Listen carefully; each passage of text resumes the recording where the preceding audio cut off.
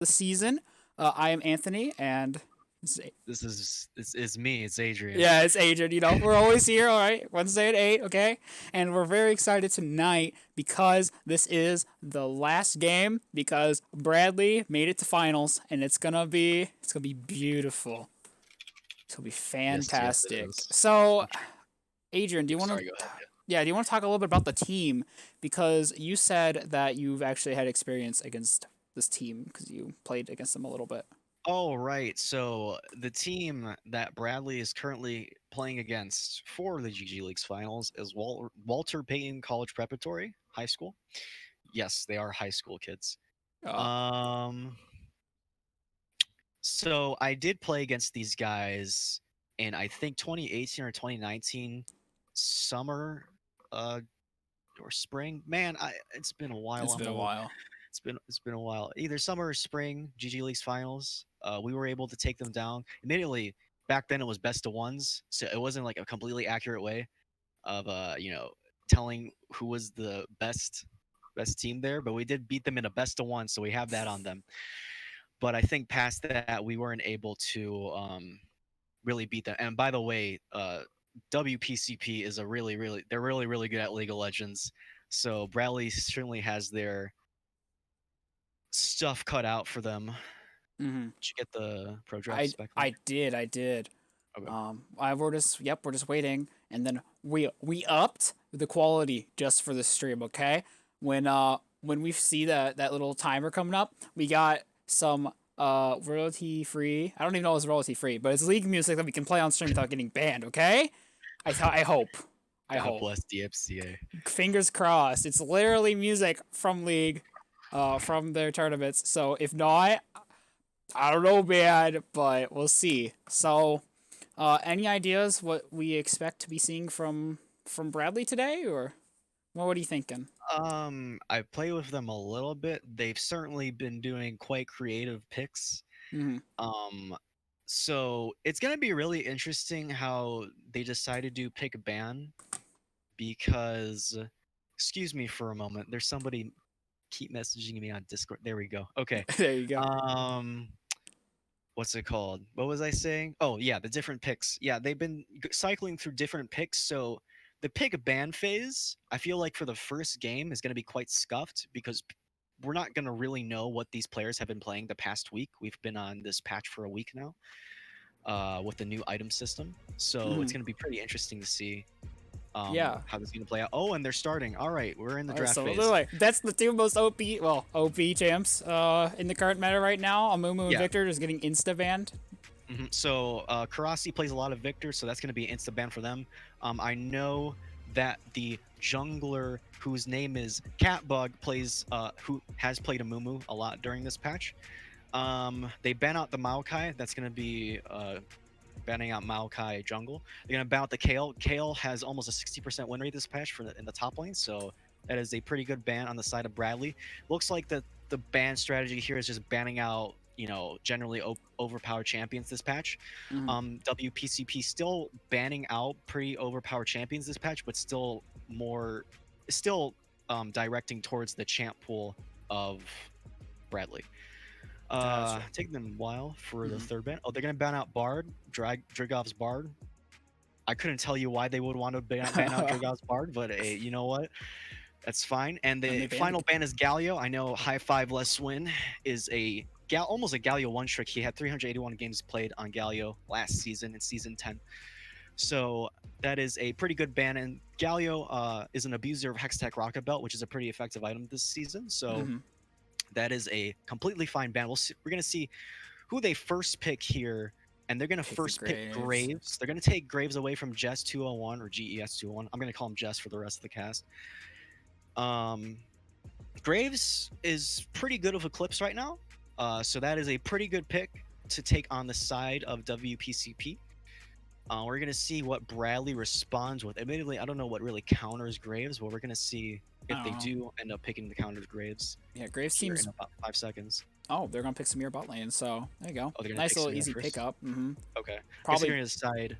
Oh, okay. So we got Samira Nautilus. That is a pretty good. Samira is really, really good this patch. Mm-hmm. Like with Bloodthirster and Shield Bow. So she's gonna be able. If she gets ahead, it's game's pretty much over.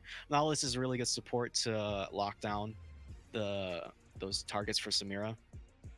Yeah, for sure. And just a nice tanky front line. Really, easy pick to put into anything, into any Jhin. comp. And there's the Jhin that we were talking about. Very So, prevalent in this meta. Jhin Alistar. I haven't seen Alistar too much. Yeah. That's a very interesting pick. Alistar is more of an all-in champ, so we're gonna probably see pretty aggressive build by Jhin.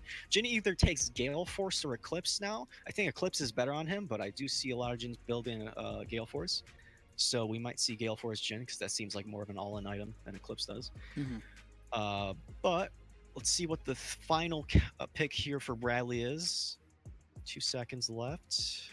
Ornn. Of course, there has to be an Ornn on Bradley's team. Like Ornn, Jhin, or Swain. If it's not on the team, then like what's going on? It's not Bradley.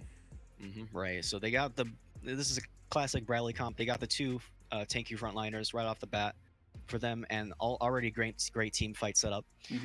They're looking to maybe ban the Malzahar. That would be a very good ban here. Malzahar is absolutely ridiculous with Luden's Tempest this patch. And they do ban it. Let's see. I think they're gonna they're gonna continue to pinch the pool of mid. This is like standard for every Bradley game. They always directly ban Karasi's champ pool. Let's see what Bradley decides to ban last. I think they're gonna ban the Vladimir because I know High Five Less Win plays a little bit of Vlad. I don't know a lot of Vlad, but does play a little bit of Vlad. So maybe they might ban that. We'll see in about 5 seconds. Bans Mundo. Interesting ban. Mundo pretty Mundo pretty good. What am I? You sound like Mundo. Exactly. Our minds are connected. Yeah, that is a jungle Mundo that they're banning, by the way. Oh yeah. Or it might be top lane because they already picked jungler, so I don't know. That was a pretty strange ban by Bradley. But anyway, they banned Swain on the other side. That's Swain support, not Swain mid. I know Drigov plays support Swain a lot. Yeah. I don't know why they would have banned Swain support if they already picked not. But maybe they just didn't want to see it mid at all? I don't know. True. Yeah, I haven't seen Karasi play too much mid Swain. And they're going to pick Cassiopeia here. I haven't seen her play too much this patch, but she's still pretty decent. Obviously, they're looking for some more AP damage, and Cass provides that, so that should be good. Also, good team fight with the ultimate. Yes, good carry too. Lots of damage coming out. Good late game, which is I think where Bradley is trying to play. Yeah, so we have a solid mid to late game comp on the side of Bradley right now. Let's see what WPC. They're gonna pick Silas, which is a pretty good counter to Cass, especially since he could just steal the ultimate. So that was a very good pick by WPCP. Let's see what else they end up picking. What do they have left? I think the top lane. Top, yep, top. Unless that Graves is like going some other lane, which no, he shouldn't know. Graves in the jungle is very strong, especially with the clips. I don't know what it is, but I've seen so many clips of Graves. There's the Vlad, by the way. And yeah, Vlad top. That's a Vlad mid for sure. Oh no, wait. No, that's a Vlad mid for sure because it could be Vlad mid. I know that the homeless bacon plays Silas top. What a name! What a name! Yeah. So, actually going to see Silas top here against the Ornn, which is I think a little less effective than Silas mid. So that's interesting. Last 5 seconds here for Bradley. They're going to try to pick the jungler here. I think. Urgot jungle. I know Jess 201 was practicing that a little bit before the game started. That is spicy, and they're saying ready. That's the pick. Wow. I looked over to the left and I expected to see oh no, that's this, but I've seen Urgot jungle a little bit, so it's even more effective this season due to the Tiamat change. So Tiamat procs on any ability now, and it can also be used with ranged champions now. So that's why they're probably picking it. Also, Urgot's just really nice with a team comp as well. He has some kind of good initiation, but it's better paired with something like an Ornn Nautilus. Oh yeah. And then with his E where he just dashes forward. And then we have the ultimate, which people usually use to kill, but I feel like using it to like slow people and catch them out is way more effective in this team composition. Oh yeah, for sure. I mean, people really do kind of sleep on that slow from Urgot, his Hmm. ultimate, Fear Beyond Death. We were talking about that, and Right. it really can be the difference in between getting a kill and not. Not because of you're able to pull that character in after they've if they're under 20% of their total health, but the slow is just massive and it lasts for so long. So it can be really really good and close the gap just that small a small amount. Um, to be able to bring your team to them, especially with all the new items that kind of give you that speed boost. Right. It can be Yeah. pretty good. So, I haven't taken really a moment to take a look at WPCP's comp Mm-hmm. because I feel like Bradley's comp is just much easier to comprehend and what they want to do with the game. Like I said, these are mid to late game champions. They usually excel in the mid to late game. Mm-hmm. But what you can also see here is that they have some pretty nasty like gank setups for the Urgot, and so if any of them get CC'd, um, it's like pretty doomed for the lane. Like they have some really really good lanes set up for the Urgot jungle. So I really like Bradley's composition here. I think it's very good. If we take a look at WPCP's, it's very skirmishy. I don't know. Yeah, it seems kind of centered towards team fighting and maybe playing for lane, because when you look at that Vladimir and you look at that Silas, they do have ways of getting out. Barring they haven't used the abilities already. So Vladimir's pool making him invulnerable and being able to kind of escape from a possible gank, Hmm. and Silas's E, that little bit of a dash. So they might be playing for some kind of objective game, trying to get lane prio, maybe. It could Well, also here's just be comfort champs is also a possibility. that's true, but here's what I'm also thinking. So Vladimir, he doesn't. He's not obviously not a tank, right? But Ah, the way he is used in team fights kind of acts. He kind of acts like one, right? He uses his presence kind of creates space, right? Because mhm. obviously you don't want to be close to Vladimir for him to get like a massive ult or like an empowered Q or an E slow, right?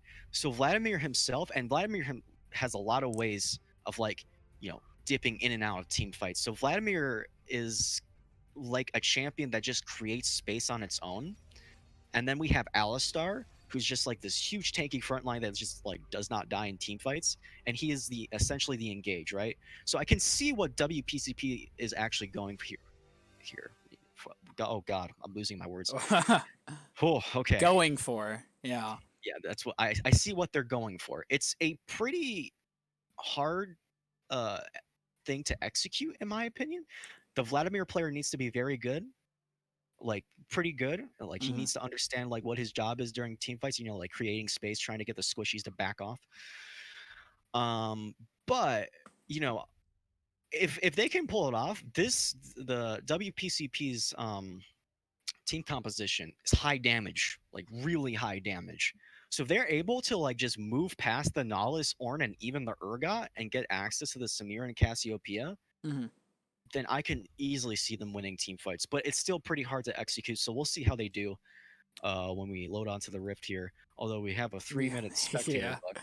Yeah, Spectator when I delay. look at the two different teams, honestly, they kind of do similar things like you were talking about, just in different ways. So, Hmm. you kind of have your for Bradley's side. Let's take Bradley first because it's a little bit easier to understand. You have your Ornn and your Nautilus just there to CC and tank damage. Ornn engages, and Nautilus can too. You have your Urgot for that kind of tanky bruiser kind of style. Maybe he can get a pick with his R. His team fight presence is nuts, especially with his passive. And then Hmm. obviously you have Cassiopeia and Samira for damage. That's Yeah. pretty easy. Um, so not only are they kind of scaling mid to late, like we talked about, but their team fight is also just kind of nuts. So when they are in that team fighting stage of mid to late, they're going to be really strong. And I feel like that's kind of what the other team, which I already forgot the name of, by the way, the WPCP. WPCP. Yeah, okay, I'm gonna remember that. What WPCP is trying to do. Um, they're trying to do the same thing. It's just that they have different champions that kind of fit the roles.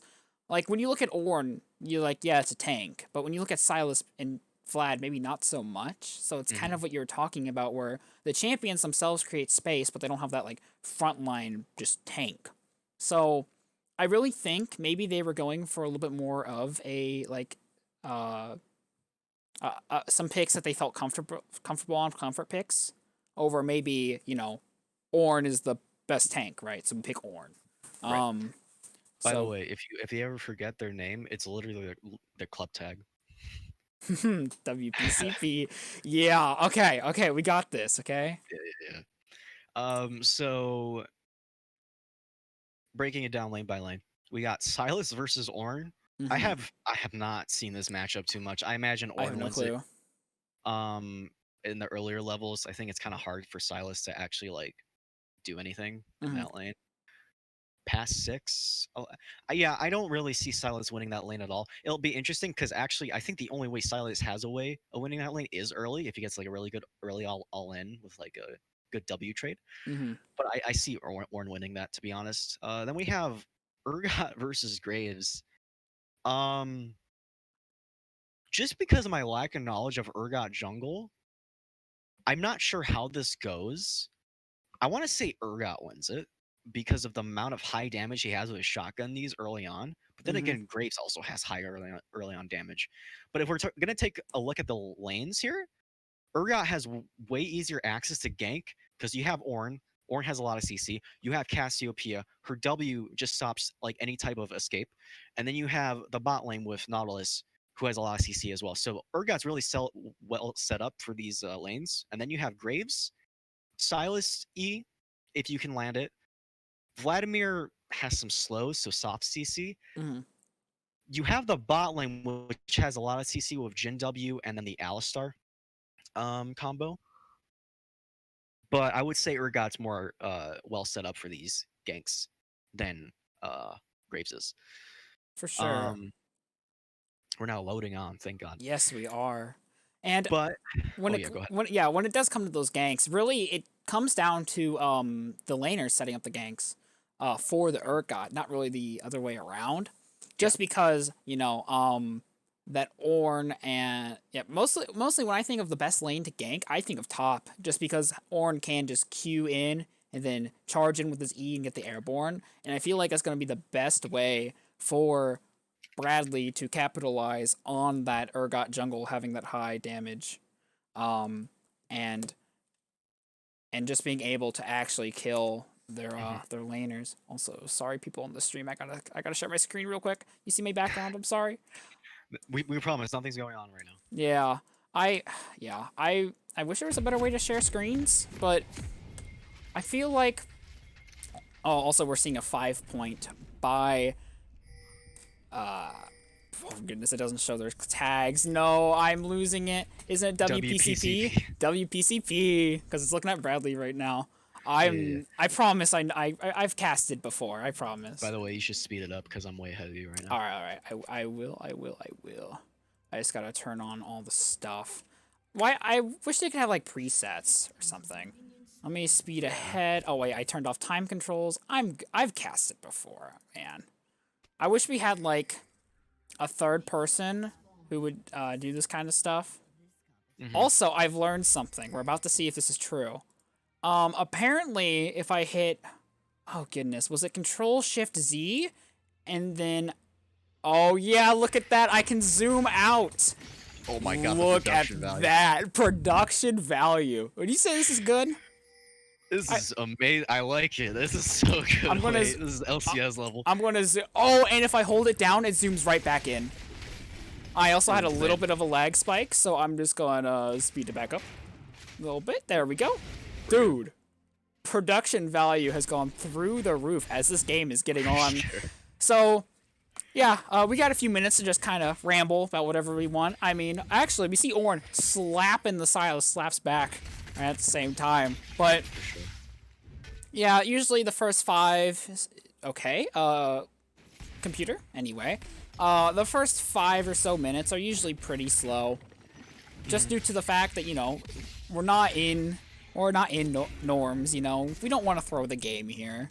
going in level 1v1 is just a coin flip for the most part, so safer just to kind of take your advantage just where you can get him, which is what Ornn is doing, being able to get that brittle proc off on that Sylas. Sylas does get a good W trade like you were talking about before and heals back up to about where Ornn's health bar is, so, you know. Yeah, so while we're kind of in this lull state right now, I want to mention Graves' ruins and summoners. The man has exhaust and he went phase rush. So That's I've personally never seen that. I think Urgot, no, sorry, the exhaust is pretty good against Urgot. Hold on, a trade going on here. Yeah, we actually do see a trade that is first blood, that very high damage from Sylas early on, especially with his W being able to execute. We even do see a Graves invading top lane, and he's able to since the top laner is dead with all that pressure gone. So very strong start from WPCP.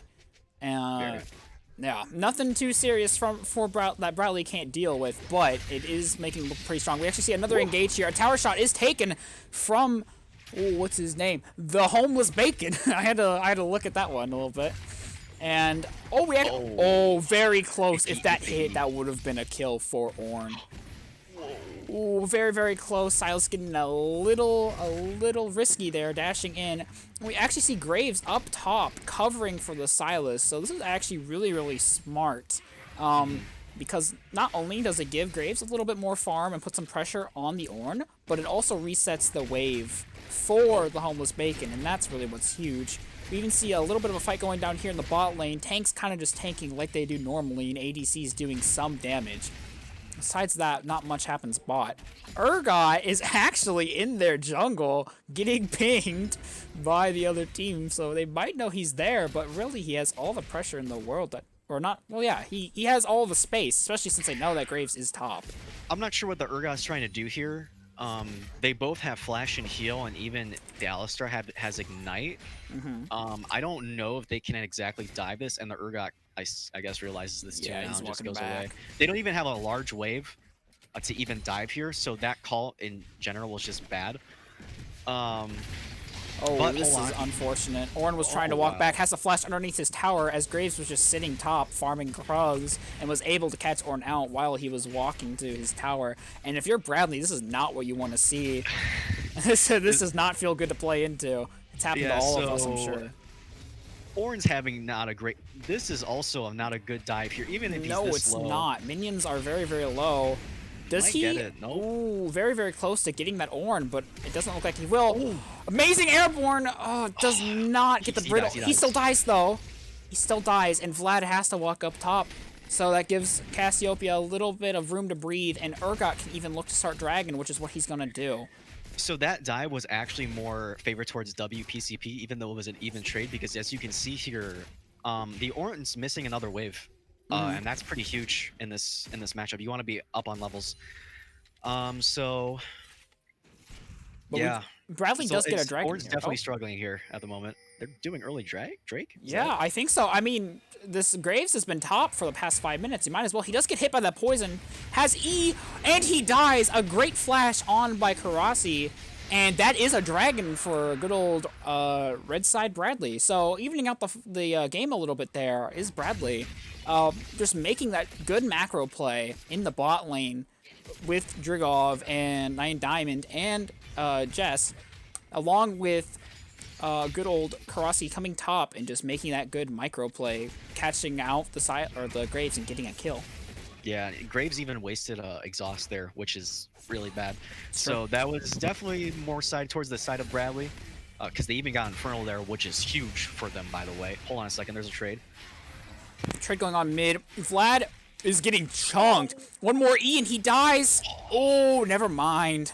Not enough damage. I think poison wore off there. It did, yeah. And Cassiopeia did not have enough mana to cast another Q and E. So she was just hoping the E would kill, and it did not. Either way, still gets Vlad out of the lane, and once again gives Cassiopeia a little bit of breathing room, and Vlad misses a wave, which is very important in this very close game so far. Right, yeah. So right now, top's having struggling a little bit, but Karasi being able to trade kills, and honestly, he seems to be in a pretty comfortable position in the lane. He just got his last chapter, which allows him to actually just spam his E even more, just spam abilities and more just in general. So the Vlad's gonna have to watch out there a little bit. He's gonna have to sidestep some Qs a lot if he doesn't want to get pretty much out damaged by that Cassio early. Might see something going on. Oh no. Not really, no. Yeah, just support straight for Gaze. We actually see another rundown with that phase rush. Cassiopeia coming in here, hitting that poison. Vlad has to pull out again, and that is not what you want to see from a Vlad. With Vlad, you want to take those long fights where both laners are trading back and forth. But with that phase rush getting ran down by that Cassiopeia, just saying, nah, I don't feel like letting you damage me, is just putting so much pressure onto him. We do see a root coming out from this Jhin, but it does not look like it will do anything as Drigov did have his shield up. The mid lane has a pretty large wave pushing in. I could see possibly a dive here, but I would... It's a little risky. I think the Vlad has pull again, and he also has flash. I but think if they can explain the flash, it'll be worth on its own. They were actually making it looks like they're not going for it, yeah. Yeah, they were actually making the call on that Graves, but he was able to get out as he did secure that scuttle and got the speed boost. Vlad is walking mid. Yeah, he does get the empowered Q, healing him for a large amount of his HP. So that was a nice little pickup for him, making this lane a little bit easier to play. He can actually look for another one here, and I think he flashed Q. He is going for the all-in. That does not kill. It does a lot of damage, but... He wastes flash there, too. And ultimate, yeah. That was not... I don't think that was the best play in the world. Yeah, definitely flashy and had potential, but a little risky, that one. The Vlad kind of underestimated that. Hold on. Hey, we actually see another fight going on here top. A little bit of trading going in. Ornn does get the brittle. He needs to walk out. He does not win these. Silas does steal the ult. One hit from that and he's dead. He survives, but it looks like Silas will make his way out. We actually see a jump going on. Oh, that hook is so unfortunate. Not that they want to take this anyway, because Graves is here to re-engage. Alistar going in with his headbutt and knocking up that Ornn. Or that Nautilus. Nautilus does die for it, not Ornn. Ornn is already dead in the top lane. So that looked to be good. It looked like a decent engage. The only problem is, oh wait, we actually see more. Why is he walking that way? Graves is in. All 4 shots are about to miss. Yep, and now she survives, which is huge, and we do see an Urgot re-engaging onto the re-engage. Jhin is far away. He can walk up under tower here. He does not want to, as Graves just ease out, because they do not want to take that fight. Wow. So, yeah, so that was a lot that happened. You know, rewinding. We can't actually rewind, but I'll say rewinding a little bit. The death there was a little bit unnecessary. I understand what they were trying to go for, and after Drigov missed the hook, they should have just disengaged. I don't know why they kept going. There's like, they have no kill pressure after that, basically. And so, also, you don't know where the jungler is either. So I wouldn't, that was just a very high variance play that they shouldn't have taken in general. And that's why, you know, Drigov ended up dying there. The fact that Samira, sorry. Samira didn't die there. It's actually kind of huge because Jhin had to expend ult, and then Graves also expended exhaust, and they still got nothing out of it. Pretty much, it was a waste of WPCP's time after for the Graves to chase the Samira down afterwards. And they are looking strong. Bradley is to take this dragon again, and that's exactly where Urgot is going. Cassiopeia can walk down whenever she wants, as she does have mid lane prio, that Vlad being pushed back, but instead he looks like he's taking the first steps here. This will be a team fight happening. What? TP coming in from both top laners. Ooh, poor Urgot in the back, really low. Ornn is here to engage with the Call of the Forge God. Does not hit anyone. A fantastic Silas ult coming out, stealing Cassiopeia's, and that is a kill. Trading back and forth is Bradley. Ornn going in, he will not make this. Urgot might be winning that fight, and that is not Urgot. That is a support that just died, and that is a triple kill to the Silas and a double kill to the Jhin on the side of WPCP. That was an absolute mess of a team fight, let me tell you. Yeah. I don't know what was going on the side of Bradley. You had the Cassiopeia, who had priority in lane, for some reason trying to push it even more. And so the Vladimir is like, okay, you can keep doing that. I'm going to just go roam down and help my team. So the Cassiopeia ends up roaming late to the fight. She gets caught out. And if the Cassiopeia was actually able to use ult earlier on in that fight, they could have possibly won it, but the Sylas ends up taking the ult from her, and he gets a 2-man ultimate on 2 carries, I believe, which is Yeah. absolutely huge. And that's how they end up winning the fight. You can see now that the Sylas is 6-1 with a Leandri's.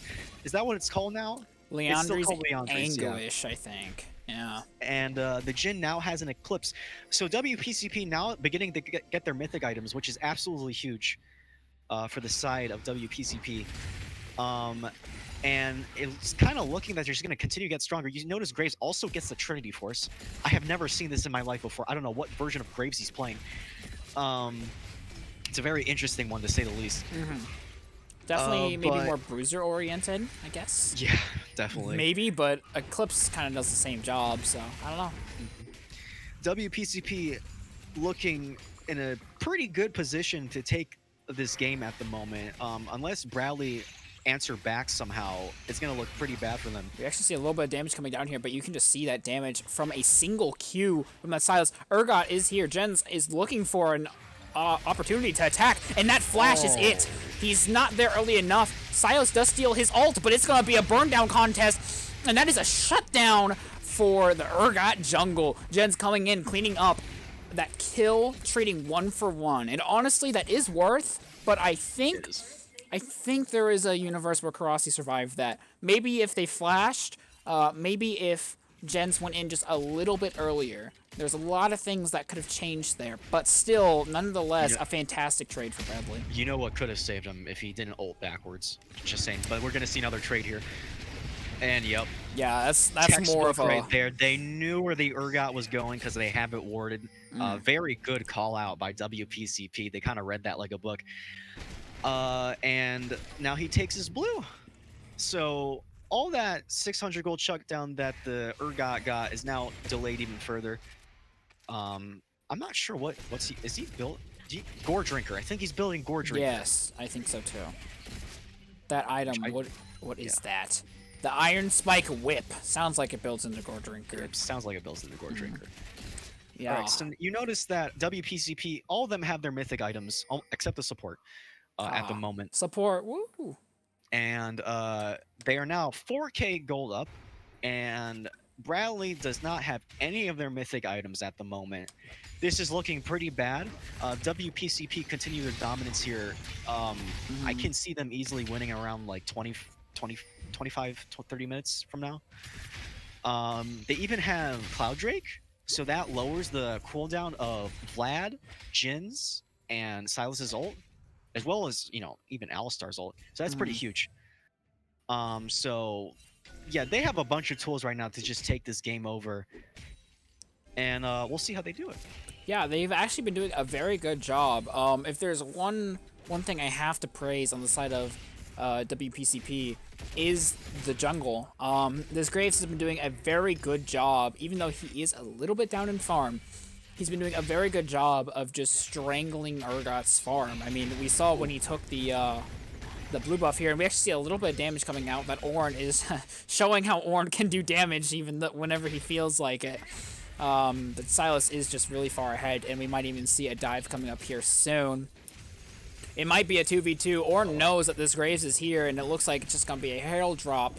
With that Herald dropping mid, that means that, or top, excuse me, a tower will fall. We see the double Call of the Forge God hitting the Sylas, and it looks really, really good for Bradley. Everyone's really, really low. Unfortunately, though, that Urgot does not finish his ultimate, which means that Sylas, I think it was, did not die, and Ornn just has to walk out. We did get a kill bot, though. Bradley did, at least, killing that Jhin, putting that kill onto the Nautilus. Not what you want to see.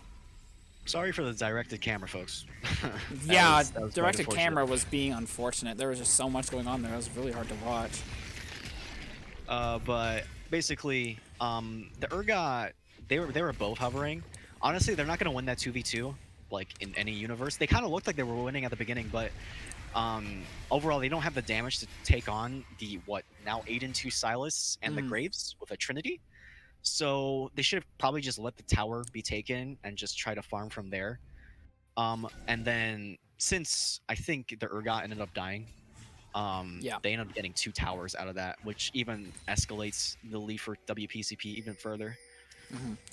Yeah, that honestly, it was really, really unfortunate that Urgot did not get that kill there from the Fear Beyond Death. That I think that would have turned the team fight completely, but he was just killed before by the Graves. So I mean, simply put, since Bradley's so behind, there's just like it's just so hard now. yeah, Because like we did mention previously that Bradley is a mid to late game team.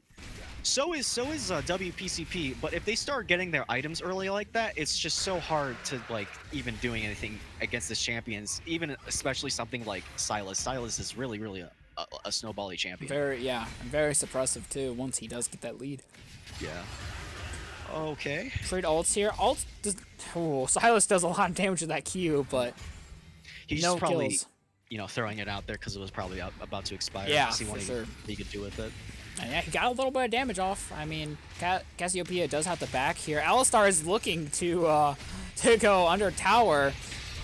A good dash coming out from Urgot. He still does die. Vlad is in some trouble here, even though his team is very, very tanky. The curtain call coming out from this Jhin. Call of the Forge God looking to knock up 3 people. I don't know if that will be enough. A kill onto the Nautilus once again is not what you want to see on the side of Bradley. Vlad is low here, but it does not look like enough will happen, especially since Cassiopeia does not have her ultimate.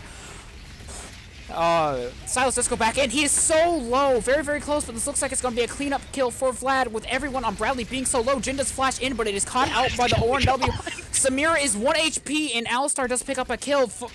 Skill shots are still being thrown, but it looks like WPCP is going to walk out from underneath those 2 towers, picking up a kill, and Bradley also getting a kill. Wow. That took like so many minutes. What was going on there? That was crazy. Oh man. I don't even know what happened, to be honest. I think that was pretty even for both sides, that team fight. Yeah, the Nautilus taking the kill there isn't great. He's 3-2 for whatever goddamn reason. I don't know. I guess it's just like in the heat of the moment, but I really think he should just stop autoing. I'm gonna be honest. Maybe. Yeah. Like I understand, like you take whatever you can get, but ideally you're gonna want to put it on the carries. So it's pretty bad that none of the carries got the items, but you're now seeing Bradley starting to get their mythic items. Bad news, WPCP is now starting to get their legendary items to combo with the mythic items, so they're still pretty much behind. When is the next 2.5 minutes? They have some time to farm here and hopefully not get caught out. Like I said though, WPCP is in the driver's seat to win this game currently, so we'll see what they do from here. I imagine that they're just going to try to take another fight at the next dragon fight and see what happens. Bradley is in a slightly better position than they were last time they were fighting. Honestly? Yeah. I was just going to say, and we actually see a little bit of a trade going on here. Ornn can kind of just E out as Silas has already used his E, his little dash. Call of the Forge God does come out and hits him, but honestly, Ornn's looking for more. Urgot is here. Silas is a little bit low, chunked not by much. It's a 3-man top, and it looks like with that ultimate, another kill, another shutdown does go onto that Urgot, which is good. Yeah. Obviously, if you could have anything in the world, you'd wish that'd go on someone like Samira or Cass, but, they weren't there. And going on Urgot is not bad at all. Urgot does have some carry potential and does really, really well with items, so not bad. Also, I kind of wanted to say that Bradley, that last team fight, as crazy as it was on both sides, it was pretty close. I mean, it was sided to WPCP a little bit, maybe by a lot, some would say, but it was pretty close. So I think if Bradley can kind of just play a little bit safer and maybe let one dragon go, maybe they want to try and play for it if they think they might actually see a pick here. Oh, that hook being so close, but Vlad just being able to W out really so Dragon's now out in less than a minute. Just taking a look at the items here. I can definitely see a scenario as Bradley contesting. It requires that Cassiopeia gets a massive ultimate though, on the Silas and Graves and the Jin. He just needs a massive ult, to be honest, like a game-winning ult. Yeah, yeah, and Ornn as well, being able to need to like knock out multiple targets, and Nanos has to be able to follow up with his too. Samira has to hit a 5-man. So they definitely have the setup for it. But the Silas is so far ahead. We might see a repeat of what happened last team fight, where the Silas just steals the Cassiopeia ultimate, and it's just used against them. They need to hard focus the Silas here this fight over anybody else. I'm gonna be honest, I really don't like where Cassiopeia is standing. And we actually do see an engage from Alistar. Not the best. His team is not there. A 3-man ultimate from Call to Forge God coming down from Ornn. And now Alistar is so low, he has to get out of the fight. A kill onto Jin does go down. Urgot does pick up Graves. Cassiopeia dies too. This is not looking good for Bradley. That is another kill. Make it 3. Looks like it's about to be 4. And that is a ace going on to the side of WPCP. So that team fight was very well executed by WPCP. The unfortunate thing is that Bradley actually used a lot in the Alistar there. And Alistar ulted, and like, you know, we said, Alistar can just ult and never die during a team fight. So wasting a lot of resources on him there early, it just doesn't make any sense. But then you also saw the flank by Vlad. He's almost like an assassin, but he did a lot of disruption in the backline, and that was just more than enough damage for WPCP to move forward and start taking out the carries. So yeah, that was really well played by the Vlad. Honestly, really the only issue that I saw with WPCP's team fight was that Alistar kind of going in maybe just a second or two early, but even then, it got Bradley to, like you said, they used a lot of resources on that Alistar, and it kind of cost them that fight because Alistar was able to just walk out. We actually see both supports roaming mid here. He actually died to Urgot ult, I think, by the way. I think he did too. I think he was taking away from some damage over time, but still, it's definitely not worth, because they waste everything on one support while the rest of the team just damaging down their back line, jumping on the back. So not really what you want to see. It wasn't like badly played. If Bradley had more damage, I could definitely see that Alistar just dying way earlier than intended. But since they didn't quite have enough, I feel like they need to be a little more conservative in the way they use their abilities on targets. And using a bunch of your resources on a tanky Alistar is definitely not exactly. So Ornn is actually a little bit out of position here. Walked up with oh, that was a very good cue coming out from that Alistar, being able to stop ASingleEgirl in their place. We actually see the rest of WPCP coming up to play, hit the Ornn around until he explodes, and the candy goes to Graves with the minions picking up a turret kill.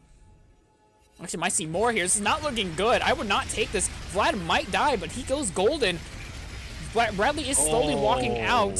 So much damage is going on. The curtain call comes out from Jin. That is a huge Hemo Plague coming out from that Vladimir. And now it's just free picking time. It is hunting season, and Graves just picked up a kill on a snake, I think it was, on Cassiopeia. Whoa! And Silas is going, like, clipping mode, I guess. He wants some clips for his live stream. Flashes in and is just able to pick up that kill on Samira. And that's Baron. Yeah. So I like what Bradley tried to do there. They tried like trading 1-for-1 there. They tried catching out the Vlad. Thing is, Vlad isn't the best target to try and catch out. I think the Graves is gonna walk up. I think they could have instantly killed Graves there. I think Karasi could have saved his ultimate for the Graves as he's walking up the tri-push. If I'm wrong about that, my bad. It was either the Graves or the Jin. But I don't think he should have used it on the Vlad, because the Vlad has so much survivability, right? He has so much health at this point in the game, and then he also has Zonius. They should have checked whether he had used Zonius prior to this, and that probably would have, altered the decision of whether to ult the cast or the Graves or the not the cast, the what's it called? The Vladimir or the Graves or the Jin. I mean, also, something I did not really like about that at all was mostly the fact that Ornn did just straight up get caught out there. I think if it was a 5v5, it could have been a little bit better, especially with all of those champions on the side of WPCP. being in that little area where they could have just been bounced around by Ornn ult, by Nautilus ult, in that little chokehold. But Ornn died. You know, he was picked off basically for free. So making it a 4v5 was, you know, rough. And that would have been a stretch to even pick up a, maybe even like 2 kills on the side of Bradley. So, yeah, this game is it's just rough. Those early kills onto Silas. We actually see a little bit of something here. Urgot getting exhausted, now getting comboed, and he's just dead. Yeah, that was not it. No. It was I think not. that was no, I don't even see why you'd go for that play at any point. I think that was a tilt. That was a tilt play, if anything. But WPCP set up to take this mid turret, tier 2 mid turret. Yeah, the little cannon that could, sitting out of range of that tower. And this is gonna be a very hard siege to defend. Stealing the Ornn ult is Silas, just gonna get that good engage whenever he really wants to. And Bradley's has to fall off here. I mean, they're down a member. Even if they wanted to take this 5v5, which they really shouldn't, they definitely can't now. And it looks like PCP, or WPCP, excuse me, just gonna walk out and get Dragon Soul. Yeah, so they're gonna get Dragon Soul here. They're essentially taking away the Dragon Soul from Bradley here, right? Because it's obviously more useful on Bradley than it is on them. And since Bradley doesn't even have that much damage to begin with, taking away the Earth Dragon is even more essential, right? Because it just guarantees them that they're just gonna die. They're just simply not gonna die, right? So the Urgot is just walking way too far up here. I don't know what he's doing. Flashes. Has to flash out. Yeah, you can see Alistar just being able to hit him with that QE again. And it looks like that's all we're gonna see from the Jhin ultimate. I don't know if you heard it, but Jin's like little music for curtain call was really loud there, and I really like it because I've never heard that before. That was pretty cool. Loud for you? Yeah, it was like I could hear it. I think that is interesting.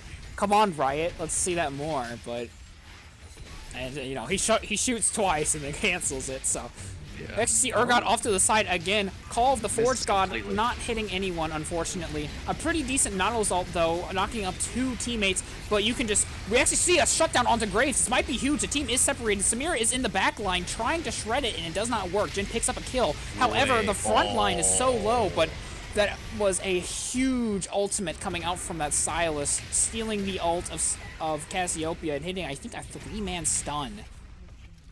Wow, that looked good. That looked good for Bradley, but I'm about to tell you why it looked good. So yeah, for some reason we had Kitsune cosplaying Kuni from season 6. He was just an AD for some reason going on the flank. I don't know how he got there in the first place, but he had some massive balls doing that. But yeah, very weird team fight from WPCP, but they were so far ahead that it didn't even matter how awkward it was. They just completely ran over them. And it was all partially due to the fact that Silas just got off a huge ultimate, like again, for sure. Like I think that was a 4-man ultimate, so they were able to win easily after that. Yeah, that was a rough game on the side of Bradley. You want to talk through it a little bit? Why we have some spare time? Sure. So I think there was nothing wrong with the composition of Bradley. I agree with that. I don't even think that WPCP really played to the strengths of their composition or played team fights that well. Or I mean, like except that one dragon fight where the Vlad flanked. That was But really good. I think it was just simply feels like WPCP comes in more with a game plan, right? To how they want this game to go, right? You see them constantly like bullying the top laner earlier in the game, and that affected how the game went heavily because Ornn wasn't able to upgrade the items later on as efficiently. And so since pretty much almost every single lane got ahead, I think top and bot got ahead. Mid was pretty even for the most part. They were just able to stomp the game. I also think that WPCP played the map better overall, and that Bradley like tried making stuff happen, but they weren't the way they tried executing it. It just wasn't set up well. For example, you would see Urgot trying to go for this early on dive in the bot lane, I think around 10 minutes, and there was no wave. Like, he's just sitting there doing nothing for what, like 30 seconds? That's a lot of time. And so I feel like Bradley's just trying to set stuff up, but they're just not doing it correctly. I think the draft is fine. I just think WPCP just outplayed them outright.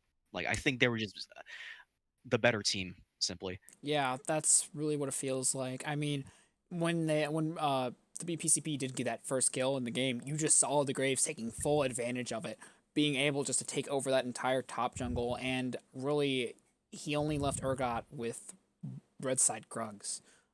Yeah. So just so you know, even Mm, piggyback on that, we even saw that the jungler knew where Urgot was going the entire time. yeah. That Death Ear to blue, that was huge because Urgot was able to get a 600 gold shutdown on the Silas earlier, and so at that point in the game, that's pretty big, getting 600 gold on your champion, and then he just immediately dies on blue buff, which further delays how strong he gets, right? So it was quite unfortunate. Um, I feel like the game plan going into this one is you kind of need to review what WPCP was doing, right? You want to review what their game plan was early. Like, how do I explain this? You want to see what they're trying to do, right? Like, I'm trying to find the words for this because this, like, WPCP, this isn't like a regular team they've been playing all split, right? This is a Mhm. pretty good team. They have like a checklist almost. This is a team that knows what they're doing. They have a very set way of how they play the game, and it's just working very, very well. So Bradley's gonna need to go back to the drawing board on this one and see if they can actually try to counter what they're doing, or try to, like, I don't know. It's really hard. I don't know how to, like, you know I wouldn't know what to do in this situation either. It's just really difficult. I honestly feel like WPCP is just the better team here, and Mm. that um, it's gonna be, it's just gonna Bradley's gonna struggle a lot through the series. It is match point because it's best of 3, so they're gonna have to figure it out quick, unfortunately. Yeah, it was very very unfortunate on the side of Bradley, just because they did get, I don't want to say stomped, but they definitely were hurting at the beginning, and it really did just snowball from there, especially Yeah, since both teams, they kind of got their got to their strong points at around the same time. So when WPCP was able to get there earlier and set Bradley behind, that's I think that's kind of when the ball started getting, rolling on the side of WPCP. and I just want to say the reason why I'm saying this is because it seemed like every time Bradley made like a kind of small mistake, WPCP was able to capitalize on it like pretty hard. And so that's why I'm kind of worried now, just like from this game alone. It's not like they performed like outright bad. It's Mm. just that it seems WPCP just seems so much more decisive compared to Brad. I feel like Bradley was pretty indecisive of what they wanted to do this game. So hopefully they become a lot more decisive in their decisions for the next game we're gonna see here. Mm. Yeah, and I'm kind of excited to see what the next draft looks like. I think if you're looking on the side of Bradley, they might be in the Silas or the Vlad. Because I think, Graves did well, but really, I think whatever happened, depending on whatever champion that is, it doesn't. I don't think it really matters there. Um, I can't get in, by the way. yeah, the people, I might ask them to try and make room for you. That was my bad. Yeah, I was okay. explaining. Yeah, we are starting Q. You go ahead and cover. I'll try and talk to the coach. What's You do going on? All right. you What do was he have the on? link for Pro Draft, correct? I I don't. I sent it. I Oh, sent it you to said you. it. Okay, okay. Yeah, All right. I'll hold down the fort. yeah, yeah. I'll try and talk to the coach for you. Okay, we're in draft phase, ladies and gentlemen. We see a Galio Victor ban again, Mumu ban again by the side of Bradley. Surprised not to see them ban anything from what they saw in the last game. I'm expecting a Silas ban, to be honest, at some point, because it was absolutely a disaster for Bradley last time. We'll see what WPCP decides to ban. I wouldn't be surprised if they just decide to ban all three again. Yep, they're going with the Maokai ban again. One second. Nothing really out of the usual from WPCP, and honestly, they don't really have a reason not to. If you're looking on the side of WPCP, you know, I don't really think there was an issue that they have to worry about where they're like, oh, X champion could have done this, so maybe we should ban that. We actually see the Graves ban, which is really, really interesting. Also, that's because Jess 201 plays Graves, so they don't want Jess 201 on Graves, so they're just gonna take it away so that it doesn't get first pick. Bradley bans Hecarim. Maybe, gosh, I'm sorry. What's his name? You're good. Catbug. I guess Catbug. Catbug. Pretty nasty Hecarim that they don't wanna endure. Yeah, and we actually see the first pick Kale on the side of Bradley. So obviously, with that first pick, Kale is a very late game champion as she ascends through ranking her ultimate. Kale? Yeah, Kale. What an interesting first pick. They picked Jax immediately. I don't blame them. Yeah, I don't know about the first pick, Kale, but you know, maybe Bradley has a plan. We're going to see another pick here. Maybe the bot lane. Maybe they just wanted to jungler. Maybe they just wanted to secure Kale really early. I guess. True. They're just gonna pick up Jhin again. Yeah, it's gonna pick up Jhin. Probably run the same thing they did Jhin Alistar. Possibly, yeah. Or maybe even steal Not, as Nautilus does do a pretty similar job to Alistar in team fights. I wouldn't be surprised if they just picked up Samira again, because Samira isn't like that bad into Jhin. We might see an Ashe possibly, because I know NyanDiamond plays a lot of Ashe, and it's just a safe lane in general, right? So we might see that. So I'm guessing either a Samira or a Ashe pick. I might be completely wrong. They might be picking jungle or something here, but I'm guessing a bot lane pick. We'll see. Yep, there's the Ashe. Okay. You're right. Look at that. Could be paired with Nautilus. I would pair it with Actually, I wouldn't pair it with Nautilus. I would actually pair it with something more poke oriented. Maybe Drigov plays poke oriented. I'm just gonna guess like a Nautilus or something. I don't know. I'm just gonna guess Nautilus. I'm gonna pick jungle. Nunu. That is a Nunu mid, by the way. I'm kidding. Oh, I wish. That game would be a ball. I love Nunu mid. It's great. Get it? Cause snowball, a ball. Isn't that funny? Thank you. Yeah, but no, Nunu jungle, pretty good pick. Great at locking down objectives, obviously, with his Q being a second smite. And being able to roll that giant snowball into a lane is a pretty solid gank, especially against a Jhin who is pretty immobile. And we do see a Rengar ban here. We see a Skarner. Okay. We do see a Skarner. Okay. All right. Oh, they said Rengar lock in. That's supposed to be a Rengar, I think. Okay. So that is a Rengar. Yes. Going for another high damage composition there. They ban out the Cassiopeia. Respect to Karasi's, Cassiopeia. They don't want to play again. To be fair, Karasi was absolutely dominating high 5 less win for sure in the early game. For sure. So he probably does not want to play against it again. Okay, Silas there's ban. the Silas ban. Makes sense. I'm actually really surprised that WPCP didn't try to lock that down earlier, especially being able to pick that Jax whenever, because maybe they just wanted to hide AD in jungle, but Jax was, unless there was, the top laner played Jax a lot, which I don't think so because it wasn't banned last game. I don't think Bradley was going to try and contest that at all. So I think picking Silas would have been a better choice, but that's just me. So we're going to see the Bard ban on the side of WPCP. Obviously, they really don't want to play against Bard. Yeah. I don't blame them. It does counter their composition really hard. We're going to see what Bradley decides to ban here just in a second. I wouldn't be surprised if it is the Vladimir because it's annoying, but they're going to go ahead and ban the Malzahar again. So just so you guys know, it is Jax, Jhin, and Rengar right now, not Jax, Jhin, and Skarner. Which is, again, that might be a Rengar top. It could be flex top. Which would be pretty bad for Kale. Like, really, that is not really fun bad for Kale. That is an Orianna mid. So top has not been revealed yet. Karasi's Orianna, yeah. So I don't even know That's what pretty good. I don't even know what's good into Oriana. Plenty of things. Anything that kind of lays on top of her. That was a Gotcha. weird way of saying it. Gets on top of her. That's also a Wow. weird way of saying Well, it. is able to run her down. Yes, thank you. Like an assassin or something. So I wouldn't be surprised if we could see a Yone pick here, maybe. Ooh, that I'm is hoping. spicy. I like that. I would like to see a Yone pick here against the Oriana. We'll see what they pick. Maybe. Twisted Fate. Twisted Fate. Makes That's not sense. bad. Yeah, gold card, being able to put out damage and then run away. So I can see it.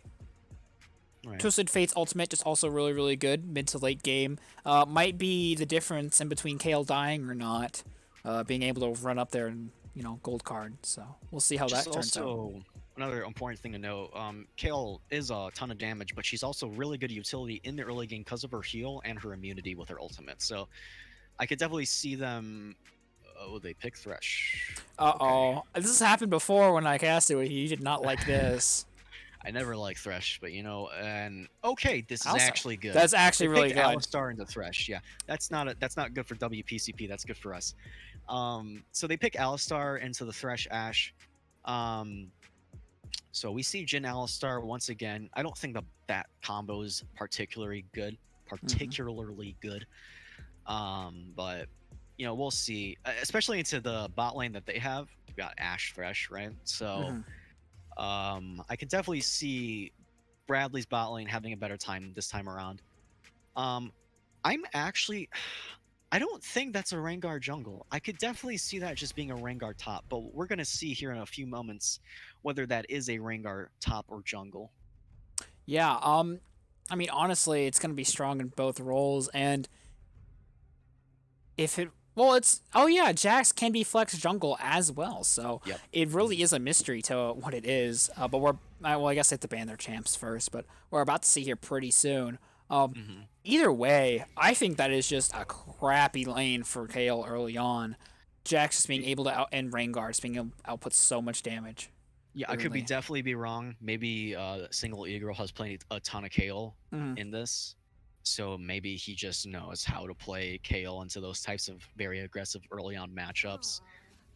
What the Kale would need to do is consistently freeze the lane on her side, and then just pretty much farm to level 6 because there's no way you're just gonna be walking up to a Jax or Rengar like that. Oh yeah. So still, it's gonna be pretty rough for her in the early game, but it's definitely a gamble from Bradley, and we're gonna see if it's gonna pay off here. We're about to see if this is gonna be a Rengar top or jungle. I'm betting it's a Jax top, just because they did choose it so early. Yeah. But maybe they decide that they wanted to put Rengar up top. I mean, Jax jungle is still very viable. Oh, place your bets. Here we go. Yeah, Jax top. Yeah. So either way, by the way. Yeah, either way, still very, very good for WPCP. Both champions, I mean, Rengar would have to jump out of a bush because that's what his passive does. But Jax just being able to counter-strike and then jump onto that Kale with a Q. Kale's going to need to space fantastically for the first 6 levels because if she doesn't, she's just going to get destroyed. For sure. So my man's just stalling. All right, that's the Karasi classic. So just to also mention here, Oriana has a bunch of good ball carriers like Rengar and Jax and Alistar. So like this is a wombo combo team in my opinion that's just very, very high damage. I'm gonna go ahead and assume that they played this composition before in previous games. Because you don't see Rengar very often in these types of games. So I feel like WPCP, based on the last game that they played against Bradley, and right now, they definitely have a plan of what they're going to try to do, and is definitely going to be camping the crap out of this Kale. Like, I'm telling you, I'm going to guess it's going to be the same thing that happened last game, where they're just going to try to blow just make Orin's life a living hell, basically. Yeah, this is not looking fun at all on the side of Bradley.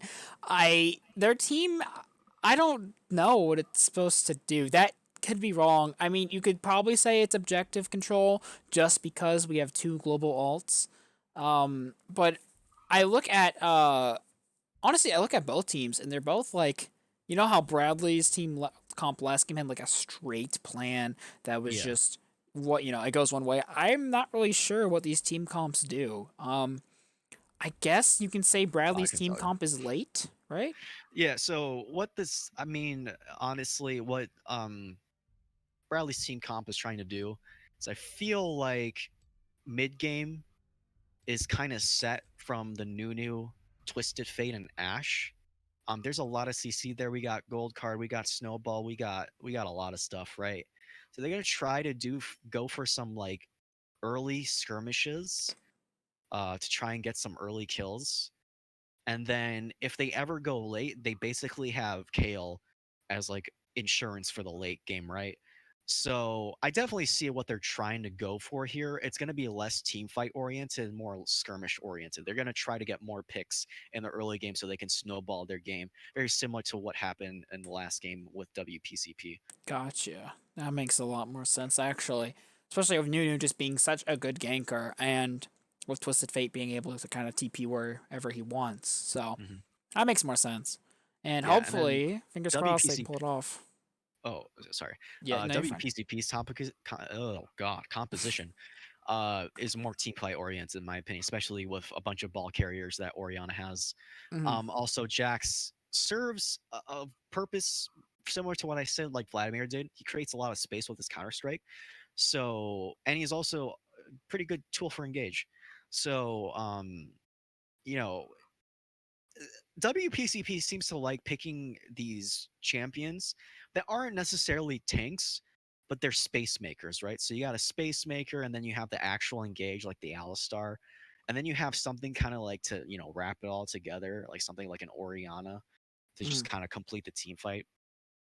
So yeah, WPCP's team compositions are pretty interesting.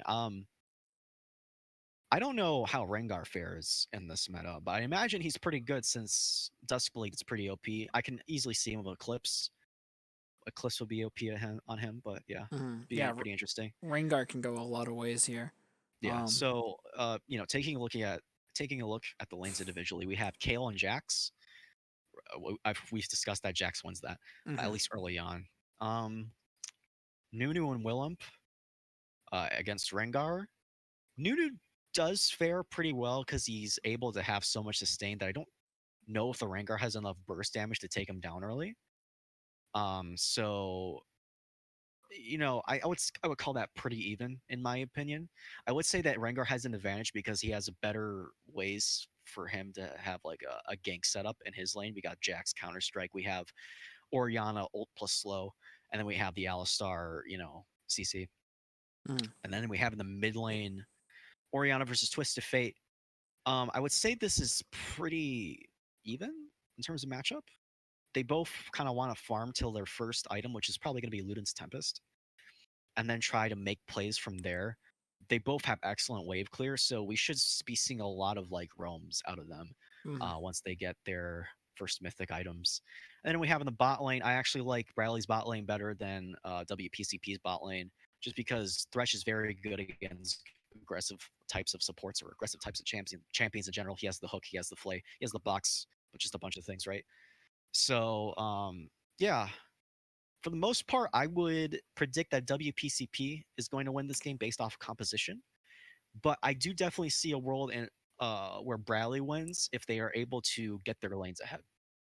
Yeah, that was a lot of words. But I kind of agree with that. Bradley does need to play for that kind of early to mid game, trying to pick up as many kills as possible, maybe lock down a few dragons, that kind of stuff.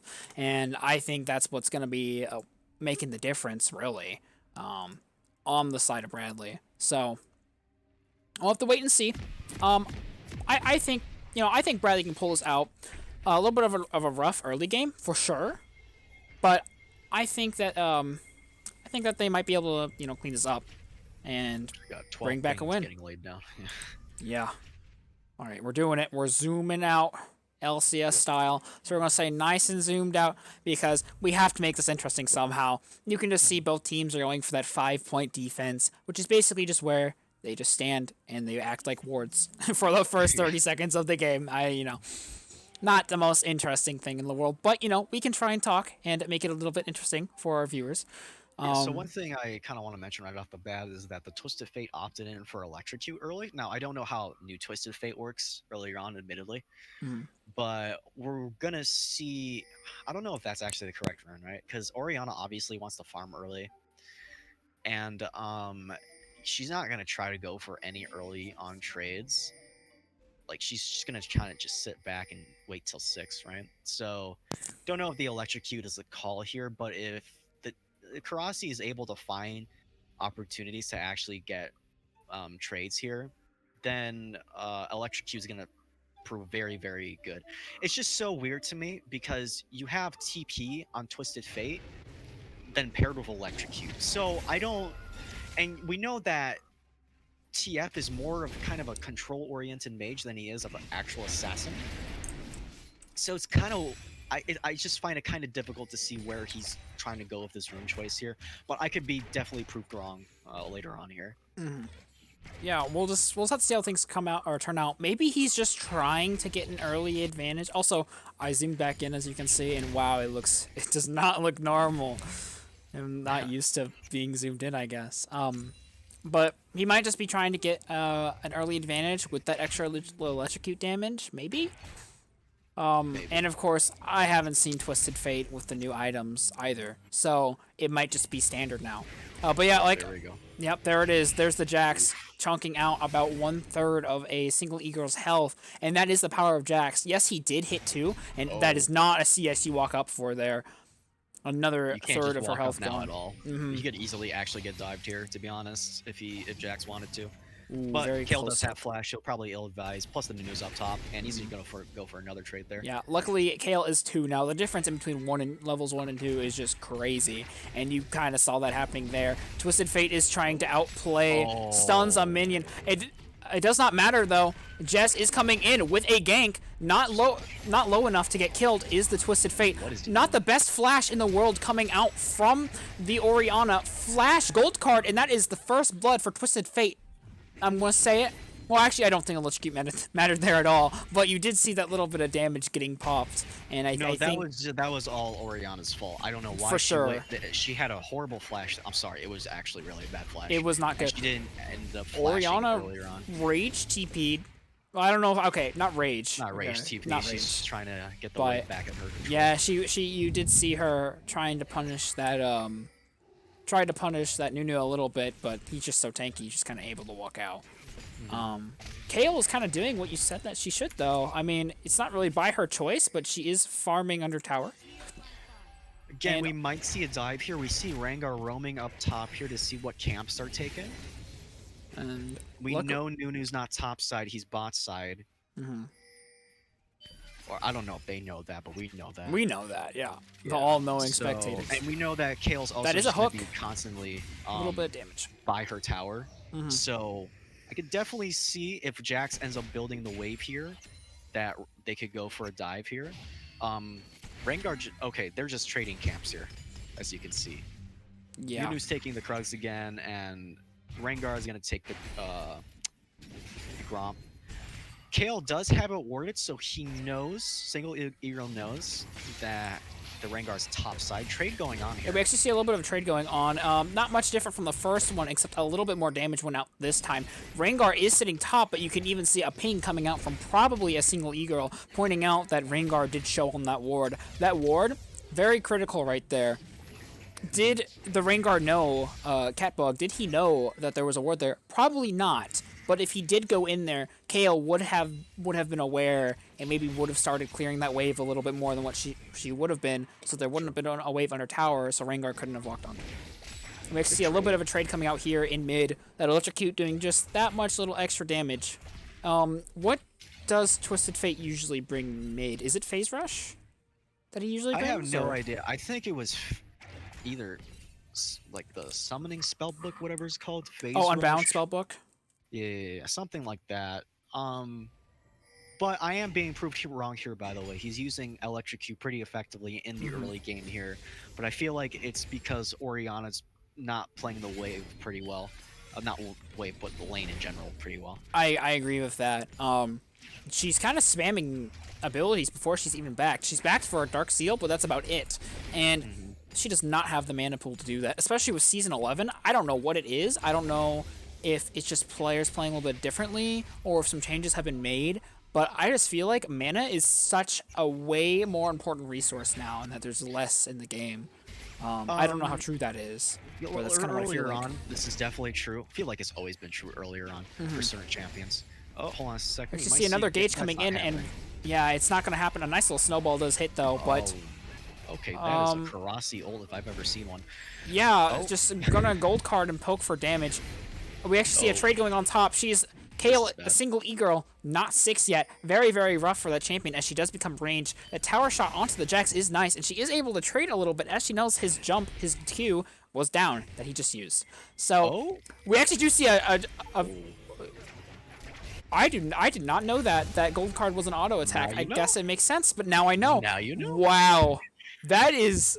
Did you know that? Because I didn't know that. I did know that. It blocks all types of auto attacks, and the cards from Twisted Fate technically are coded as auto attacks, right? So, wow. You hate to see that.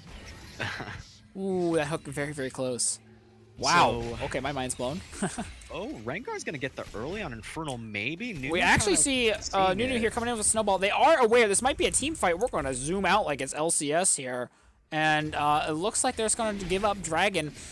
Twisted Fate does not have R, as he did use a top, and it looks like they're just going to give. I think they kind of have to here. They're going to try and steal it. We actually do see a hook going onto this Jhin. I can't talk. Alistar going in to engage. We do see a TP coming from the level 6 Kale. Something might be able to happen here. There it goes. Going on? Maybe a little we got late. The CLG TP there. Yeah, maybe a little late. Oh, man. Yeah, so that was just a waste of resources on the side of Bradley. If they wanted to go in, they should have called it way, way, way earlier than that. They should have just left the Infernal and went back to their lanes, honestly. Yeah, they didn't. We're seeing indecisiveness on the side of Bradley. Yeah, they did not have the people to take that. Still pretty even. Still pretty even. For sure. Bradley does have the gold lead by about 400, but I can't talk. WPCP does have the dragon lead. Kale is going to get stunned by that counter-strike. I actually can't talk. And she has to ult out to survive. That really sucks, mostly because that cooldown is so long. Yeah. And we're going to see trade of reds here. I think Nunu's just understanding how what the jungler's game plan is here in general. So that's a good adaptation compared to the last game. Yeah.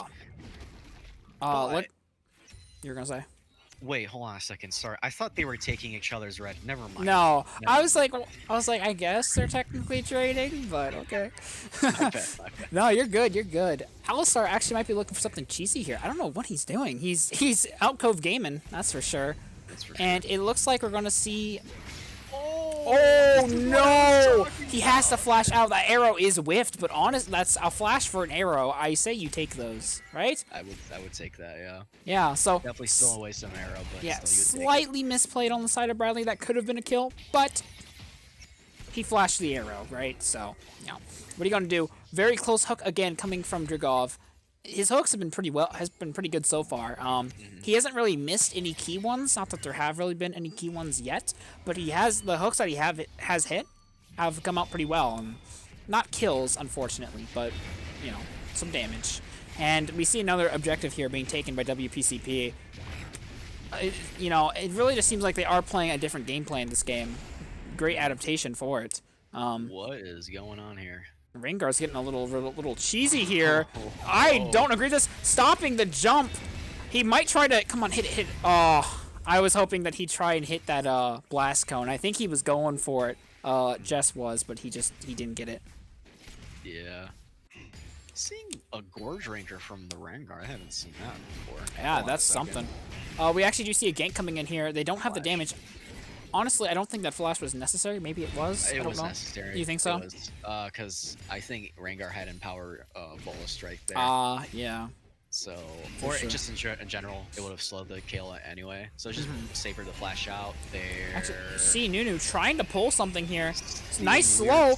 He is low, but they have to. Yeah, they have to know Rengar's there, and I think they do, which is why they didn't follow. Getting flash out of Jax is not bad, but when you're about 20 CS down on farm, I don't think that's what a jungler wants to do, is secure flash. That was a weird. They're baiting really hard here. They are, and I think ASingleEgirl is aware. Is Yeah, he I would finally? just go back if I Yeah, was they're Jackson. finally gonna back. I don't know what the They're plan still on the bait baiting. there was. I don't know. They're finally backing, I'm pretty sure. That was some weird stuff going on the side A of nice WPCP. root. A nice root from that Jhin, hitting Thresh. He does get out just fine, though. The Oh. else. Oh, good hook. Thresh is going for it. This arrow actually connects. Thresh might die here. A fantastic heal coming out. And unfortunately, the support gets the kill again. But, you know, sure, a kill's a kill, you know? Yeah, at this point, it's fine. Mm-hmm. If your team is down 4K gold and you start taking the kills, that's not fine. At this point in the game, it's fine. Yeah, I'll start roaming mid there was not the play. There wasn't even a mid laner to gank, so... No, I feel like Jhin was just completely mispositioned there. Did not respect the Thresh hook at all. And he ended up paying for it, so... Yeah, hopefully they can try to make that, turn that into a lead somehow. I mean, I'm sure Ash is wanting at 300 gold really, really badly, but a kill's a kill. And it does get the support closer to their mythic item. Is bad. Oh, he has it kind of froze on his side now. Yeah, this is I not... think it might slowly push, though. It should. It should. But yeah. Definitely not. Not what you want to see if you're Kale. The wave state you want to be in if you're that Kale. We actually That might is see a hook highly coming out unfortunate. here from the Thresh. He has the angle. Rengar is here. He has vision. Looking for the hook. It looks like it missed. Thanks, directed camera. Very cool. We see a little bit of trade going on top lane. That Counter-Strike is being able to kind of avoid everything. We see a fight coming on here. A good Lantern getting that Nunu out. Curtain Call is coming, trying to land those fourth shots onto the Nunu, but it does not hit. And once again, that music is really, really loud. Must be like some spectator bug. And Going for Dragon again. yeah, what is here? happening here? I think he's just dead. Oh, wait. Oh, that's a good Twisted Fate TPing in here. Not bad. Nunu ult is denying a lot of space. Does Lantern out. That is a kill for Jhin. Alistar gets out again. Really, really low. Deja Vu. And Rengar jumps out of the bush. Might even take another one. That's not what you want to see if you're on the side of Bradley. And Kale is getting beat up in the top lane. So what do you think went wrong that fight?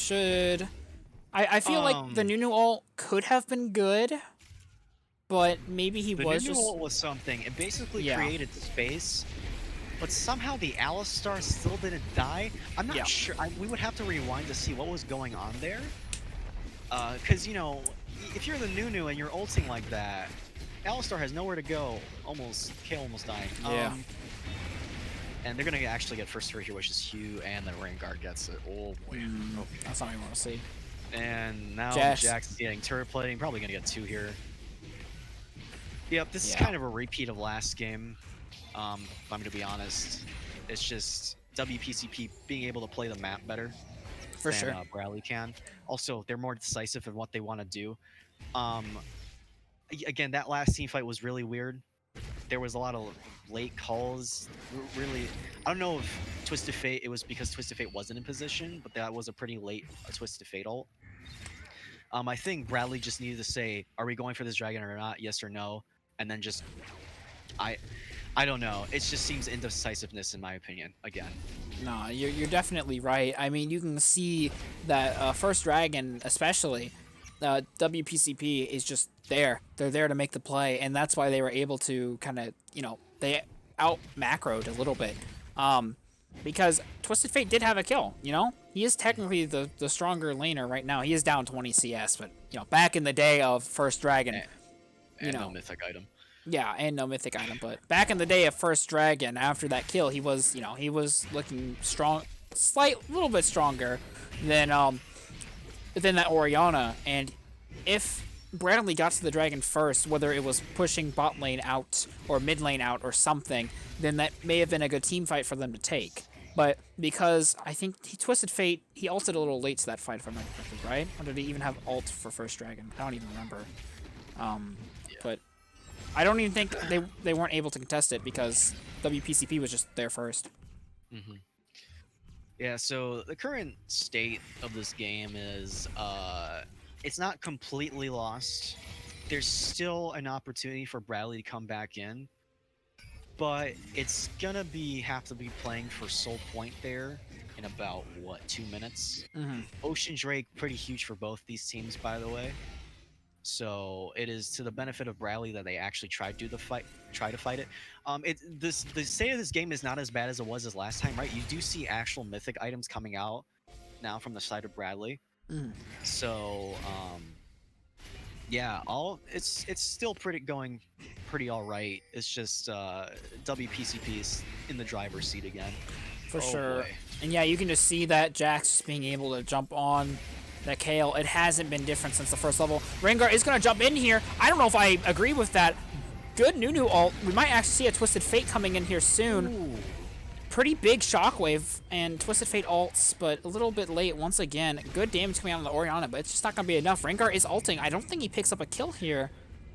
Definitely does not. That was... Yeah, just in general, I don't think I agree with that decision at all, because they just wasted a lot of their ultimates and resources on trying to get a kill. I'm talking about WPCP, by the way. Yeah, okay. I don't agree with WPCP trying to go in on that when, you know, it's just like a minute before drag is up. You might see that might cost them, but we'll see. Yeah, one thing I did not like seeing from Bradley was I may have just missed it, but I didn't see a thresh hook. Maybe it did hit and I'm just blind, but I feel like a thresh hook pulling them in would have been really, really huge there, especially with the Ashe arrow. One, but it may have been cleanse, because Jhin does have cleanse. He may have cleansed the arrow or something. I don't think he cleansed it, though. You don't think so? Oh, he still has it, yeah. Alistar's just going to be able to clear ward and walk out, by the way. If I were to get... Hold on a second. Yeah, we actually see a little bit of a trade coming in here. That is yellow card. Oh, if that would have hit, maybe something could have happened there. And good job for Bradley, by the way. It's kind of like they heard what we were talking about. Rengar being bought is not what you want here on WPCP, especially with mid tower falling, because that would have created lots of space for them to take this rift, but instead, Bradley gets it. Very good pickup for Bradley. I don't think that's a major issue for WPCP, because their main concern isn't actually the Rift Herald. It's going to be the dragon that they're about to get. Oh, right true, now. true. I did not see that time. They just decided to handshake it and say, we'll take Rift Herald, you guys take the Ocean Drake. This does put WPCP at Ocean Point. Ocean Point. All in here has to flash again. Good flash, though. The snowball might lead to something. Jack still does have flash, but he is definitely going to get hit by a snowball. Kale does have to play safe, and yeah, they can't take it because Kale does not have enough mana for that fight. Or enough health, even.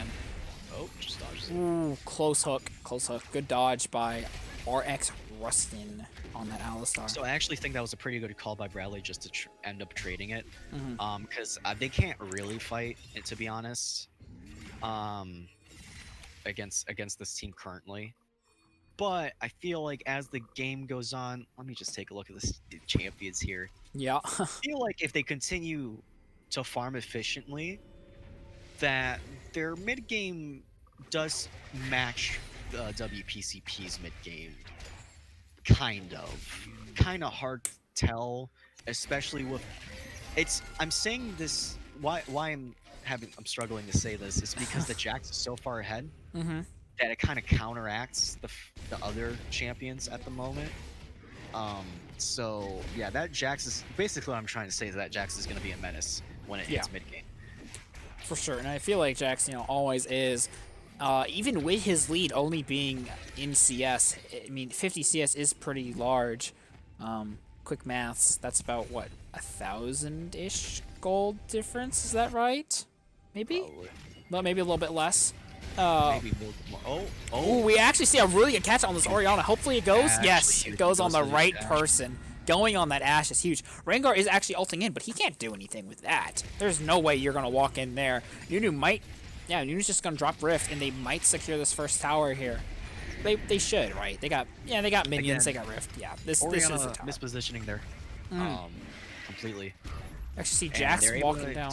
Take down this tier 1 mid turret, which is huge. Now that's actually a really good hawk shot there coming out from Ashe, not only revealing the Rengar, but also showing that Jax is indeed walking down. That route is not good that Nunu got hit on. A late TP here coming from the Twisted Fate or Kale. It is Kale. And that is a curtain call that comes out. So, Oh. ooh, this could be a Whoa, big wait. shockwave. Good hook from that Thresh. Goes golden, but has to die, and they just have to walk. So, Yeah, okay, so I think WPCP here might actually look for a Baron because they know Bradley wants to reset after the fight since they have no resources, and it's a 4 versus 5, right? So even if they do try engaging, it's more than likely they'll lose. Actually, it's actually looking more than likely they're about to take this Baron because it's going to be uncontested. yeah, they are melting it too. So much damage coming out from that Jax and that Jhin. Jhin having Eclipse already. I think that's applied to monsters. Let's find out. Hitting a champion. Never mind. I lied. But either way, Jhin and Jax just having so much damage, just being able to burn down that Baron like it's butter. And we get to see Rengar here counter jungling the Nunu, which is not what you want to see if you're Bradley, especially when Nunu is already 23 CS down. Yeah. Now it's kind of looking a little bit doomed for Bradley, especially now that WPCP has Baron, and WPCP is now building their legendary items on majority of their champions. Some of them have already actually completed it, and now they're going on to their third. But yeah, this is not looking good for Bradley. They would need to kind of. Oh boy. This does not look good for Kale. Yeah, she kind of. Oh. Oh, we actually do see a TP coming down from the Twisted Fate. Ultimate onto the Kale. Just keep her alive for a little bit longer. Ashe ult is going to miss, unfortunately. I guess Twisted Fate's TP did save Kale there, being able to make some space, but that's about all it did so far. We actually do see a 5-man from the side of WPCP being down here. Jax using his jump on a ward instead of Thresh, making it so that Thresh can't escape. Rengar is prowling somewhere around, there he is. He's in there with the team. He might be looking for a jump on someone, and this is going to be a tower dive. So the curtain call coming out, that is 2 shots onto the Kale and 1 onto the Thresh. Lots of damage coming out in the middle. Jax getting a double kill. Orianna taking 1. This might even be a triple for Jax. He is tanking turret. That is Jax's triple, and another kill goes to the Jhin. This is what I was saying, right? It was very obvious they knew what they wanted to do there, right? They're just, we want to go in. I don't care if it's under tower. We're going in no matter what, right? They know they can win that because they're so far ahead, right? Unless they massively misplayed it, but they didn't because Orianna got a pretty good ult. It was like a 2-man ult, and now they're going to also get Ocean Soul here. Take down that tier 2 bottom tower. Yeah, this is pretty much doomed for Bradley. I don't see a way back in this, especially now that WPCP has Ocean Soul. So I feel like in the next, probably around minute 30, we're going to see WPCP take the win here. But there is a way for Bradley to win, and that is just for WPCP to make mistakes, which is not the most ideal situation, right? And pretty much bank on the Kale's late game, right? That's what they have to pretty much, hope for at this rate. But it's 24 minutes in the game. She's nowhere near her late game stage. She needs at least 4 more levels to get there. It's going to be really, really difficult. Yeah, you can kind of just see the power of that lead that WPCP has on that tower dive. And I feel like their teamwork, WPCP, is really, really good. I think they're kind of playing in the mindset of, let's take this play, even if it isn't the best in the world. Obviously, they've been playing really, really well tonight. So that whole it's a bad play thing isn't really that apparent. And also, good ulti actually by Kale. Nunu still dies though. Like for example, in the first game, Graves sitting top for like maybe 2 minutes or so. Probably not the best play. They didn't really get much out of it. I think they killed Ornn, maybe once after the initial first kill from Sylas. And they got his flash, but they were just able to just take the play, and it still turned out to be pretty good. So I think being able to like kind of have that kind of sense of teamwork they had there was really huge, and that's kind of what they've been playing off of. Not to mention they have also just been playing really well mechanically. that first kill that TF got onto the Orianna was kind of a blunder. She was way out of position. I don't really know what's going on there, but besides for that, the rest of the game has been played very, very well. For sure, yeah. I don't know if WPCP wants to wait for another Baron, or they're just kind of setting up their waves to where they just want to go for another 5-man engage on Bradley. We'll see as the game goes on. But when's the next Baron? It isn't in a minute, so they're probably just gonna wait for it, go for the safe play.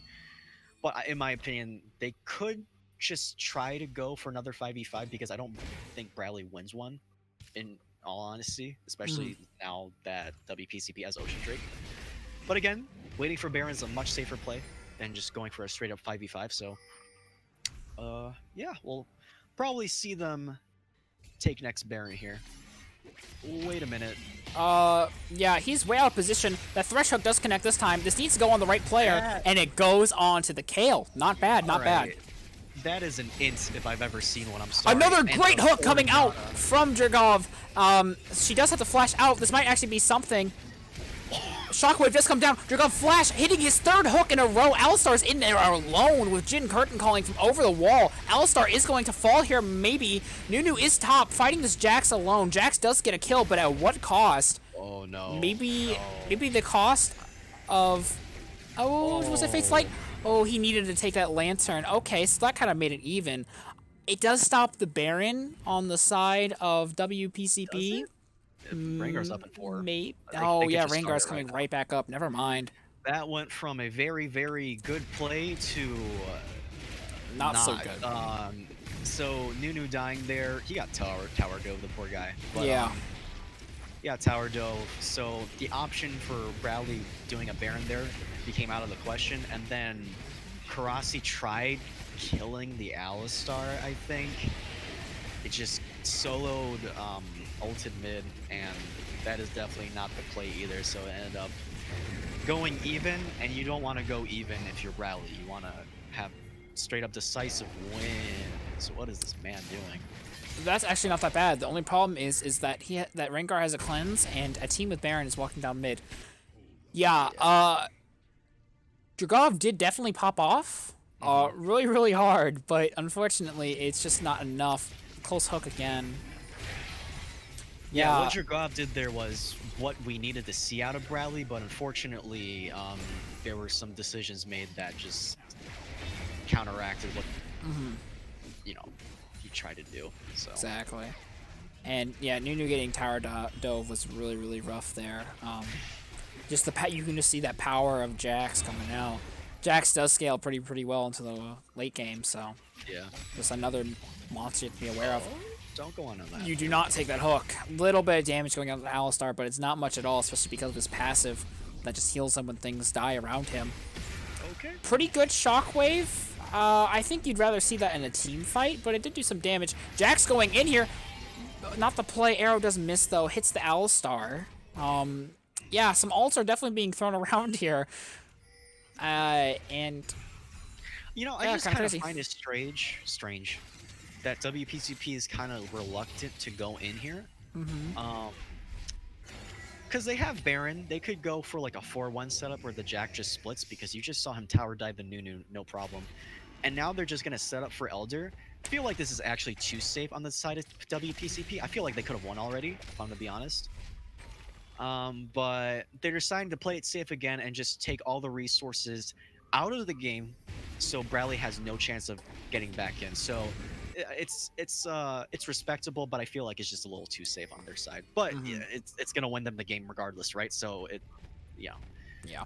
They should be getting Elder pretty soon here. Yep, it falls, and this is really, really rough for Bradley, because Baron you can kind of play around, but that hurts. Yeah, Elder having that 20% execute, and Thresh is in alone. It's not what you want to see. Jax is able just to kind of say towers don't exist to me. Maybe not the play, but look at how tanky he is. Good Kayle ult here, keeping them alive, but you can start to see those Elder Dragons start putting in work here. And we should be able to end the game off that, maybe? Yeah. We might we 100%. might get a few of Bradley's teammates being able to leak out. But they're just gonna die to Elder anyway. This is Yeah. over. So Bradley had a very good run in GG leagues. Very good run. But unfortunately, they couldn't beat those darn spunky high school kids. Yeah. So congratulations to WPCP. They were by far, in my opinion, the best team in this series. So congratulations on their Division B spring final win. Mhm. Very deserved. Yeah. Good try to Bradley University. They just got outplayed today, Yeah. basically. Honestly, the how well they were playing the WPCP was crazy. And out of all the games that we've casted together for this GG League season, I mean, it was the final, so I would hope that they'd be the best, but they definitely played extremely well. I think their teamwork was unmatched to anything that we've seen that Bradley has had to face, and it Yeah. really showed. Like you said, that they are really good at decision making. They knew when they wanted to make a play, and then they made it then. And Bradley was just not able to match it. So Yeah. obviously, congratulations to Bradley. Second place is nothing to scoff at, and they've did a really good job getting here. So they've played really well all season, and I think that they still played decently tonight as well. It's just that WPCP was just on top of it. The ball never left their side of the court. Well, actually, I think that's bad because that's not how sports work. But I don't play sports. Okay, I'm an esports person. Okay, Yeah. so yeah. I think, is there anything you wanna talk about before we go, or? No, just still had a wonderful season. We got to finals at the very least, so great job for Bradley to do that. Um, feel like we'll come back stronger in the next summer. Oh yeah. Congratulations to WPCP again. Very well played. And yeah, that's all I got. Yeah, that's all for me too. So thank you guys again for coming out to watch this game. Once again, congratulations to WPCP. They played well, and Bradley did too. And it might be a while until we're casting another game, because I'm pretty sure that's the end of the season, as it was the finals. But when they do come back up again, I'm already going to be asking to cast, because it's been great. So I will see you guys in like a while. Who knows? So thank you again for coming out. Yep. Have a nice night. See you guys.